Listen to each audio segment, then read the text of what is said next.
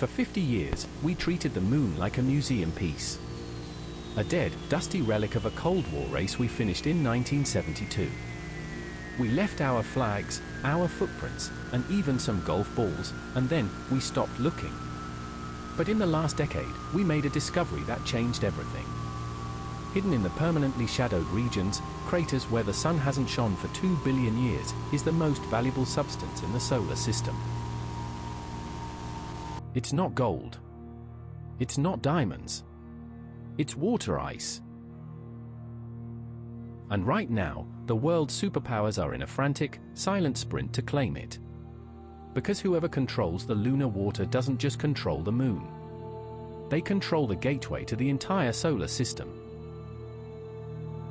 To understand the gold rush of 2026, we have to understand why we left in the first place.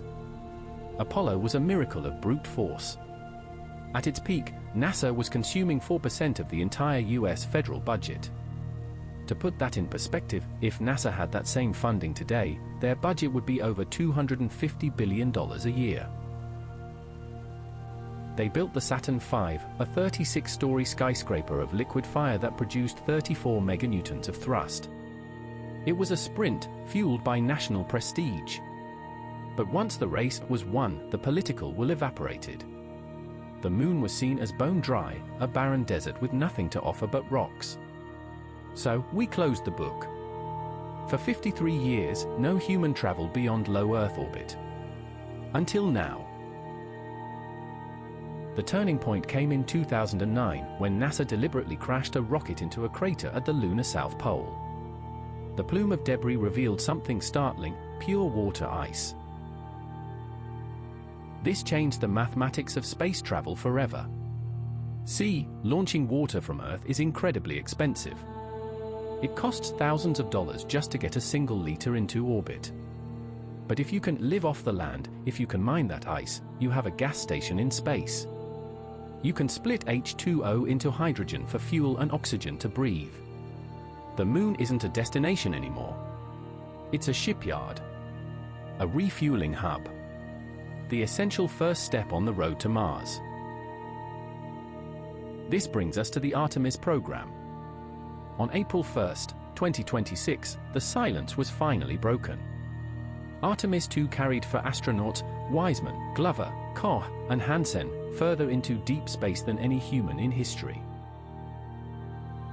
The rocket that took them there is the Space Launch System, or SLS.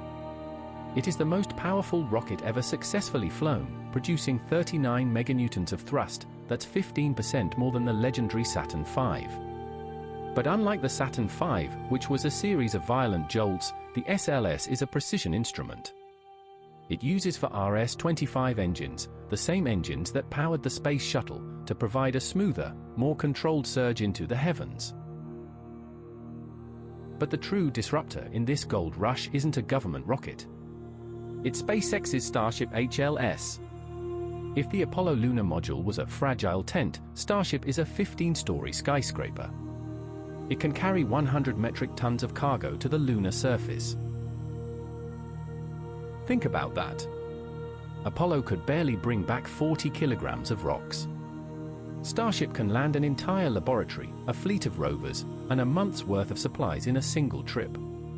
It's fully reusable, it's refuelable in orbit, and it's the reason that a permanent lunar base is no longer science fiction. It's an engineering reality. But because there's water, there's conflict. We are entering a new, great game. On one side, you have the Artemis Accords, a coalition of over 60 nations led by the US, committed to peaceful, transparent exploration. But on the other side, China and Russia are building their own rival coalition, the International Lunar Research Station. They aren't interested in the Accords. China's Chang'e program has been methodically checking off milestones: first far-side landing, first far-side sample return. Their goal? To have Chinese Taiwanauts on the South Pole by 2030.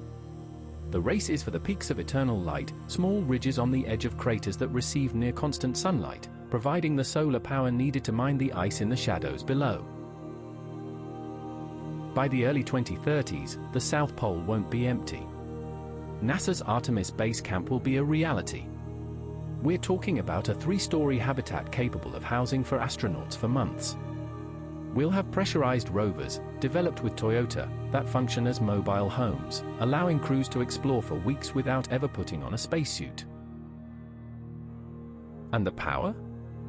Since the lunar night lasts 14 days, solar isn't enough. NASA is already developing small-scale nuclear fission reactors to provide 40 kilowatts of continuous power. That's enough to run an entire neighborhood on Earth, right there in the frozen dark of the moon.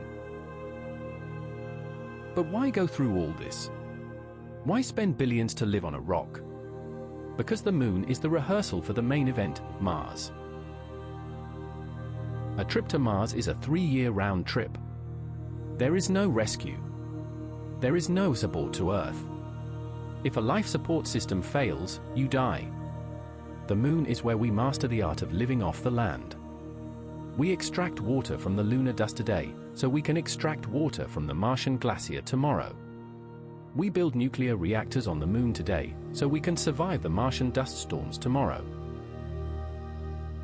When the Apollo astronauts looked back at Earth, they experienced what's called the overview effect, a cognitive shift in awareness of how fragile our oasis really is. Artemis is about protecting that oasis by expanding beyond it.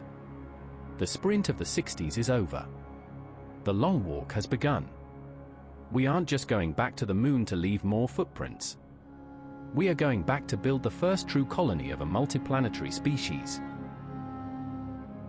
The gold rush is on. The frontier is open. And this time, we're staying. So, do you think we'll have a permanent base by 2030? Or is the geopolitical tension going to hold us back? Let me know your theories in the comments. If you enjoyed this deep dive into the future of space, hit the like button and subscribe for more.